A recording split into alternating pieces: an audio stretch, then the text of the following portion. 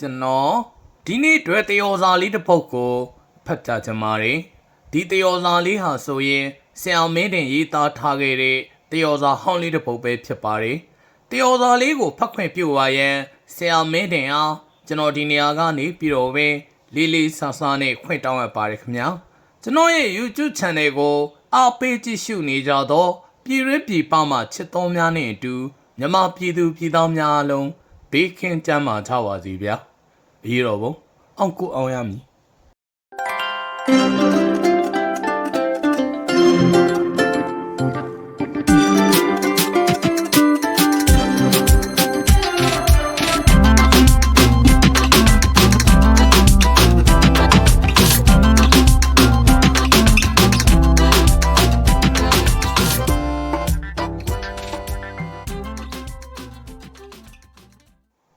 ကျွန်ုပ်ရေးသားစီရင်ခဲ့သောမဟာစောရဗျူဟာလက်ဆွဲကြံရဲဘော်တို့အဲ့လီတပည့်တို့ဒီနေ့ဟာဆိုရင်ဖြင့်ငါတို့စောရသမိုင်းမှာထူးခြားစွာကပီးမှတ်တမ်းတင်ရမယ့်နေ့တစ်နေ့ဖြစ်တယ်အခုလိုမင်္ဂလာရှိတဲ့နေ့မျိုးမှာသင်တန်းဆင်ပွဲအဖွင့်အမှာစကားပြောကြားခွင့်ရတဲ့အတွက်များစွာနှစ်ထောင်အားရဂုဏ်ယူမိပါကြောင်းပမာဏပြောကြားလိုတယ်ဒီကနေ့သင်တန်းဆင်ကြမဲ့မောင်တို့ဟာခွန်နီးတစ်ထောင်လိန်နီးသသိန်းဘုံနီးအနန္တကိုတင်ကြားတက်မြောက်ခဲ့ကြပြီးဖြစ်တယ်တပည့်တို့ဟာရသမျှခွန်နိုင်ခြင်းပြစ်ဒဏ်မှလွတ်မြောက်အောင်စွမ်းဆောင်နိုင်ခြင်းအိန္ဒြေဟိတ်ဟန်မပြတ်ခတ္တီတီနေနိုင်ခြင်းတည်းဟူသောစောရစွမ်းဤ၃ရက်အစဉ်ထက်မြက်ရှင်သန်နေဖို့အတွက်စောရတာဝန်အရေး၃ပါးကိုဥထိပ်ထားပြီးစောရလောကအစဉ်အမြဲတောက်ပြောင်ရှင်သန်နေဖို့အားထုတ်ကြရမှာဖြစ်တယ်အခွင့်အခါကြုံတဲ့ခိုက်စောရတာဝန်အရေး၃ပါးကိုမောင်တို့သိအောင်အကျဉ်းများရှင်းပြရရင်စောရအုပ်စုစီလုံးညီညွတ်ရေးစောရလောကမပြိုကွဲရေးနဲ့စောရကုံစောရဇာတိမန်မြင့်မားရေးတို့ဖြစ်တယ်တပည့်တို့ဟာနောက်တစ်ခေတ်ရဲ့မဟာစောရလောင်များဖြစ်ကြတာနဲ့အညီသမိုင်းပေးတာဝန်ရတောက်ပြောင်တဲ့စောရအနာဂတ်ကိုဖန်တီးတည်ဆောက်ကြရမှာဖြစ်တယ်စောရသမိုင်းစင်လာကောင်းကိုဆက်လက်ထိမ့်သိမ်းကြဖို့သတိပေးမှကြားလူတွေရဲဘော်တို့အဲ့လေတပည့်တို့ငါတို့စောရတွေဟာဗတ်စုံအမြင်ရှိသူတွေဖြစ်တယ်စောရဂုံရောင်ထွန်းပြောင်မှုရာဟာငါတို့စောရတွေရဲ့ပခုံးပေါ်မှာကြာရောက်နေတယ်ဆိုတာအစင်အမြဲသတိချက်စီလူတွေဘယ်သူခွဲခွဲတော့မကွဲအမြဲစီလုံးကြီးဆိုတဲ့ဆောင်ပုတ်နဲ့အညီစောရအုပ်စုအင်အားရှိအောင်အချင်းချင်းအပြန်အလှန်ရိုင်းပင်းကြဖို့မှာကြားလိုတယ်စောရတို့တက်မြောက်အပ်တဲ့ပညာဟာဘယ်ခေတ်အခါမှမိမ့်မိန်ပြောက်ကွယ်သွားမှာမဟုတ်တဲ့အတွက်တပည့်တို့အနေနဲ့မဟာဗျူဟာမြောက်စောရအတက်ကိုအလုံးစုံကျွမ်းကျင်ပိုင်နိုင်သည့်အထိအပတ်တကုတ်ဆက်လက်လေးလာအထုတ်စီးပူးနေကြဖို့ကိုလည်းအလေးနဲ့တိုက်တွန်းလိုတယ်တပည့်တို့တခိုးဆိုတာအမည်စိုးပေမဲ့ကိုကျိုးအတွက်အမတန်မှတွက်ချေကြိုက်တာမို့ကြာရနေရမှာရသလိုခိုးကြစောရဘဝကိုမြင့်တင်ကြတမထာကြီးရဲ့လမ်းညွှန်ချက်နဲ့အညီ၃သိန်းထက်မပိုသောလက်လာပတစိုးလက်ဆောင်ကိုအကြိမ်ပေါင်းများစွာခွဲယူခြင်းဖြင့်ခိုးဝှက်ခြင်းကိုစေတနာဂါရဝတရားဖြင့်မင်းသေးသေးအသွင်ပြောင်းနိုင်ကြရမှာဖြစ်တယ်ကပ္ပလက်ပေးလက်ယူသမိုင်းမှာမြမရဲလို့ထဲထဲဝါဝါဆက်လက်ရက်တီဝင်ကြွားကုန်ယူနိုင်ကြဖို့တိုက်တွန်းမှာကြရင်ကျွန်ုပ်ရဲ့အဖွင့်မိန်ကွန်းကိုနှိကုံးချုပ်လိုက်ပါတယ်စောရနည်းပညာဆိုင်ရာသင်တန်းဒီပရိဖြစ်သူကျွန်ုပ်သည်အဖွင့်မိန်ကွန်းကိုအဆုံးသတ်လိုက်ပြီးနောက်ခံညားလာသောစောရပါမောက္ခချုပ်ဝိယုံကြီးဖြင့်စင်မြင့်ထက်မှတလန်းချင်းဆင်းလာခြင်းတွင်တခဲနှင့်အားပေးလိုက်သည့်လက်ခုပ်တန်းတို့သည်ကျွန်ုပ်၏နောက်တွင်စုညံစွာကြံရစ်ခဲ့၏အခမ်းအနားမူကားအခမ်းအနားစီစဉ်များကိုဆက်လက်ကြေညာလျက်ရှိသည်ရိုးရပြည်ဖုခက်မြို့အမခံရက်ရှိတခုသောအင်အိုကြီးရှေ့မြခင်းပြင်ကွက်လက်တွင်ကျင်းပသောစောရနည်းပညာဆိုင်ရာမဟာပွဲလွန်သင်တန်းဆင်ပွဲတွင်အောင်လက်မှတ်တက်ရောက်ယူကြသူများမှာကျွန်ုပ်၏လက်ရင်းတပည့်များဖြစ်ကြသည်ကပ်လီလေးမင်းသားနှင့်ဖေကြည်တို့ဖြစ်ကြ၏ ၎င်းတို့သုံးစလုံးပင် အဆိုပါသင်တန်း၌ထူးချွန်စွာဖြည့်ဆို့အောင်မြင်ခဲ့ကြပြီးစောရဒေါက်တာ PhD ဘွဲ့ဆက်လက်ရယူနိုင်ရန်အထိအစစ်မီခဲ့ကြသဖြင့်ဂုဏ်ယူဝမ်းမြောက်လျက်ရှိကြောင်းသူတို့၏ပြုံးရွှင်သောအမူအရာများကအထင်သာဖော်ပြနေလေသည်၎င်းတို့ကတခိုးဖွဲဝစ်ဆုံတခိုးမျက်မှန်ကိုစီနှင့်မိန်ကြည်ရင်ကောလျက်ရှိကြလေပြီအဆိုပါခမ်းနားသို့ထိုင်းနိုင်ငံဆိုင်ရာစောရသမဂ္ဂများအဖွဲ့ချုပ်မှအထူးကိုယ်စားလှယ်နိုင်ငံတကာငတက်ပြားအဆိုစီယေးရှင်း INA မှအထူးကိုယ်စားလှယ်များအပြည်ပြည်ဆိုင်ရာစောရစောင့်ကြည့်လေ့လာရေးဖွဲ့စည်းများဥရောပသမဂ္ဂစောရထိပ်သီးကိုယ်စားလှယ်များစောရအရေးစိတ်ပါဝင်စားသူများအထူးဖိတ်ကြားထားသူများနှင့်ပြည်တွင်းပြည်ပမီဒီယာတည်တည်မှသတင်းတောက်များပါတက်ရောက်ကြလေရာအထူးစီကားလာသောပွဲတစ်ပွဲဖြစ်ချေ၏စင်မြင့်မော်တွင်မူအခမ်းအနားစီစဉ်အရဥရောပစောရသမဂ္ဂထိပ်သီးကိုယ်စားလှယ်တဦးက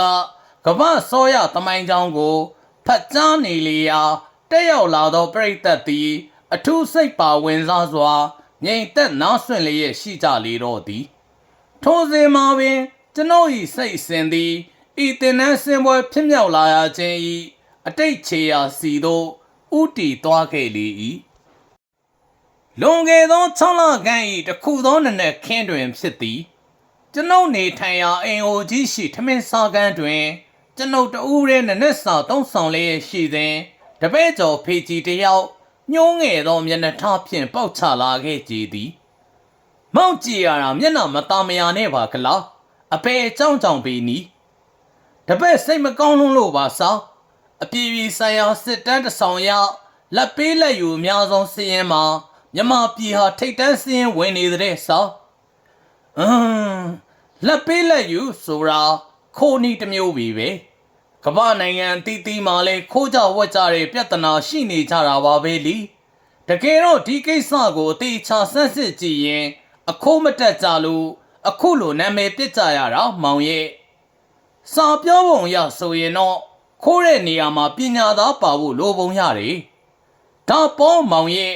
အမှန်တော့တခိုးဆိုတာကဘာဦးစကလေးကပေါ်လာတာမောင်ရဲ့မောင်တို့သာစိတ်ပါဝင်စားမယ်ဆိုရင်ဖြင့်နိစနစ်တကျခိုးရအောင်တခိုးပညာမှာမဟာဘွဲ့ရတဲ့အထိကျုပ်ကိုယ်တိုင်သင်ကြားပို့ချပေးခြင်းပါပြီအခန့်တင်လိုက်လေစာရေးလောကမှာမတက်တဲ့ပညာရည်လို့မရှိမတုံးတဲ့ပညာသာရှိတာမို့တခိုးပညာကိုဘွဲ့လွန်အဆင့်ထိတင်ရိုးကွန်အောင်သင်ခြင်းစမ်းလာတယ်စာကြံတဲ့စတပည့်တွေလည်းတေချာပေါက်စိတ်ဝင်စားကြမှာခမတော်ရိုနဲ့လိုရင်းကိုဆိုရတော့ထိုဒီမှအစပြုလျက်ကျွန်ုပ်ကိုယ်တိုင်သင်တန်းမူချုပ်တနည်းပါမောက္ခချုပ်ဖြစ်တာဝန်ယူဖွင့်လှစ်ခဲ့သောစောရနီးပညာဆိုင်ရာမဟာပွဲလွန်သင်တန်းကြီးပေါ်ပေါက်လာခဲ့ပြီးအဆိုပါသင်တန်းသို့တက်ရောက်သင်ကြားအောင်မြင်ခဲ့ကြသူများမှာအထက်တွင်ဖော်ပြခဲ့သည့်အတိုင်းကျွန်ုပ်၏လက်ရင်းတစ်ပည့်ကျော်3ဦးဖြစ်လေ၏နော်ဝေဟစ်ပီမီဒီယာကပါခင်ဗျာပါမောက္ခကြီးကိုမေးခွန်းတစ်ချုပ်မေးခွင့်ပြုစေလိုပါတယ်နိုင်ငံသားသတင်းတောက်တူ၏ရုပ်သေးလေးစားသမှုအပြည့်ပါသောတန်ကြောင့်ကျွန်ုပ်သတိပြန်ဝင်လာခဲ့ပြီးဥကောင်းကိုတဆက်ဆက်ငြိမ်ရင်းမေးခွင့်ရှိကြောင်းတုံ့ပြန်လိုက်ရသည်ပါမောက္ခကြီးရဲ့အဖွင့်မိန်ခွန်းထဲမှာစောရဆိုတဲ့စကားရဲ့အဓိပ္ပာယ်ကိုသိပြရစီ။အော်ဒါလားစောရဆိုတာပါဠိစကားပါမြန်မာလိုဆိုတခိုးပေါ်စောရတော့မဟုတ်တခိုးနဲ့ပတ်သက်ပြီးလူချင်းမင်းရဲ့သဘောထားမှတ်ချက်လေးသိပြရစီစောရနတ်ခတ်ဆိုတာလူတိုင်းမှမပါနိုင်ဘူးဗျကဘာကျော်တခိုးဆိုတာတော်ယုံပါရမီနဲ့မဖြစ်နိုင်ဘူးဆိုလိုရာကတခိုးတယောက်ဖြစ်ဖို့အရိဏဒါနာကံကိုလစ်လျူရှုနိုင်ရမယ်အဆက်သိက္ခာတရားကင်းမဲ့ရမယ်အထူးသဖြင့်တိုင်းပြည်ပန်းနာလူမှုဥစ္စာဒနာကိုခိုးဝက်တဲ့တခိုးဟာသူ့ဘဝသမိုင်းတစ်ခုလုံးကိုရင်းနှီးလိုက်ရတာမျိုးဖြစ်တယ်တခိုးရဇဝင်နဲ့ပတ်သက်ပြီးအကျဉ်းချုပ်သဘောရှင်းပြစေခြင်းပါတယ်မြမတခိုးရဇဝင်မှာဂုံရောင်ပြောင်ဆုံးတခိုးကတော့အဝဘရင်သရိုးမင်းပြလက်ထက်တော်မှာပေါ်ပေါက်ခဲ့တဲ့တခိုးငတက်ပြပေါ့သူဟာစိတ်သက်စီကံကောင်းမွန်တဲ့တခိုးလူရန်စားမြင်မှန်တဲ့တခိုးကိုချင်းစာတရားပြည့်ဝတဲ့တခိုးပေါ့ဗျာ တခိုးဗန္နာဆိုခန့်ဆိုတဲ့မြန်မာဆိုရိုးစကားဟာငတက်ပြောက်ကြောင်ပေါ်လာတယ်လို့တောင်ယူဆเสียရှိပါတယ်ဒီခေတ်မှာတော့ငတက်ပြောက်လို့တခိုးမျိုးတိတ်ရှားသွားပါပြီလေတခိုးတွေရဲ့ကျင့်ဝတ်နဲ့ပတ်သက်ပြီးအနှဲငယ်ရှင်းပြစေလိုပါတယ်တခိုးကင်းစင်ကဘာတခွင်းဆိုတာစိတ်ကူးရင်အိမ်မက်သားဖြစ်တယ်ဘယ်နိုင်ငံမှာမဆိုတခိုးရှိတာပါပဲဒါပေမဲ့တခိုးစီကံကိုအတိအကျလိုက်နာတဲ့တခိုးဖြစ်ရမယ်ကိုရန်ရောဆွေတော်8000မျိုးတော်ပေါင်းမှာ10သက်စားမကုံအောင်ခိုးတာမျိုးကိုကြက်ကြက်ကြီးရှောင်ကျင်ရမယ်စောရနတ်ခတ်နဲ့ရှင်ပြီးမွေးလာလို့မခိုးရမနေနိုင်ရင်တောင်းလောဘနေရမယ်ခိုးဟာစည်ရင်းမြင်ရှိရမယ်ဘလောက်ခိုးပြီးရင်တော်ပြီဟဲ့ဆိုတဲ့ပိုင်းဖြတ်ချက်မျိုးဟာစည်ရင်းမြင်ပေါ့ဗျာဒါမျိုးမြင်မရှိခဲ့ရင် sorry နိုင်ငံကနေရသမျှနန်းစင်ရတနာတွေအကုန်မချလာပြီးကိုရန်ရောကြံရပါတွေပါကာလနာတိုက်သွားတဲ့တည်းဟုတ်ကဲ့နောက်ဆုံးမေးခွန်းမှာလက်ရှိချိန်နေမှာနိုင်ငံတကာစစ်တမ်းတွေရမြန်မာနိုင်ငံဟာလက်ပေးလက်ယူမှုမြင့်မားတဲ့ထိပ်တန်းနိုင်ငံစည်းရင်းမှာပါနေတယ်ဒီတော့လူကြီးမင်းရဲ့ဖြေကြားချက်တွေဟာမြန်မာနိုင်ငံကအစိုးရအဖွဲ့ကိုများရည်ညွှန်းလေရော့သလားခင်ဗျာလုံးဝသူတို့ကိုမရည်ညွှန်းပါဘူးဗျာခင်ဗျားရဲ့အတွေ့ဟာအပြစ်မှန်နဲ့အလံဝေးလုံးပါတယ်ပြည့်စုံလေးရှင်းပြပေးပါစောရပေါမောက်ခါကြီးခင်ဗျာသူတို့ဟာတခိုးတွေမဟုတ်တော့ဘူးခင်ဗျာတေချာမှတ်ထားပြီတော့ဗျာမြန်မာစကားပုံတစ်ခုမှာတခိုးကြီးတော့ဓမြဖြစ်တဲ့သူတို့ကဓမြတွေဖြစ်ကုန်ပြီလေဒါကြောင့်သူတို့နဲ့မဆိုင်ဘူးလို့ကျွန်ုပ်တစ်ထစ်ချရဲတင်ပြောနိုင်တာပေါ့ဗျာချက်ကြပိုင်နိုင်လာတော့ကျွန်ုပ်ရဲ့ဖြေကြောင်းနော်ဝေသတင်းတောက်အာသေးမိသွားချိန်တွင်မူအခမ်းအနားပြီးဆုံးကြောင်းကြေညာနေလေပြီတက်ရောက်လာသောပရိသတ်ပေါင်း၏လက်ခုပ်တန်တစ်ဖြောင်းဖြောင်းကိုကြားနေရ၏တစ်ဆက်ထဲမှာပင်စင်မြင့်နှင့်မြက်ခင်းပြင်ကြီး၏ဘေးပင်ညာတို့ရှိနောက်ဆုံးပေါ်စောင်းပေါက်ကြီးများမှာတခိုးတစ်ခေတ်စမ်းသစ်စေရမည်ဟုသောငိမ့်ညောင်းသည့်တခြင်းတန်ကိုကြားနေရလေသည်ထိုချိန်တွင်စောရဘွယ်ဝစ်ဆောင်တဖားဖားကိုစီနှင့်ရွှေမြူအားရနေကြဟန်ရှိသောကျွန်ုပ်၏တပည့်ကျော်3ဦးတို့သည်ကျွန်ုပ်အားဝမ်းသာအားရဝိုင်းဝန်းပွေ့ဖက်ကြရင်ဂရီစကားထက်ဆိုကြရှာ၏စကျေသူကြောင့်ကမ္ဘာစင်မီစောရနီနာတွေကိုတက်မြောက်ခဲ့ရတာပါစာသွန်သင်ခဲ့တဲ့အတိုင်းငတက်ပြောင်းလို့ဂန္ဓဝင်တွင်နဲ့စချေရာကိုတစ်ထက်ထဲနင်းနိုင်နဲ့တခိုးတွေဖြစ်အောင်စူးစမ်းပါမယ်စာကျွန်ုပ်မှာဝမ်းသာအဲလဲမျက်ရည်လေ၍ဖြစ်ရလေရဲ့စိုးနေသောအတန်ဖြင့်တာရုဟူ၍တာရု3ချိန်ခေါ်ဆိုလိုက်စဉ်တွင်ပင်လူကွဲစပြုနေသောပရိသတ်ကြီးထံမှလည်းတခဲနဲ့တာရုတန်ပြိုင်ခေါ်ဆိုတန်ကြီးထွက်ပေါ်လာလေရာဖုခက်မြို့အမခံရမှမဟာပထဝီမြေကြီးသည်တိမ့်တုံခါသွားတဲ့ကဲ့သို့ရှိလေတော့တည်းမှတ်ချက်အဆိုပါစောရနီးပညာဆိုင်ရာဘွဲလွန်သင်တန်းအတွက်ကျွန်ုပ်ရေးသားပြုစုခဲ့သောသင်ရိုးကိုမဟာစောရဗျူဟာလက်ဆွဲကျမ်းဟူသောအမည်နှင့်မြန်မာဘာသာပါဝင်ဘာသာပေါင်း15မျိုးဖြင့်ပုံနှိပ်စာအုပ်ရိုက်နှိပ်ဖြန့်ချီခဲ့ရာ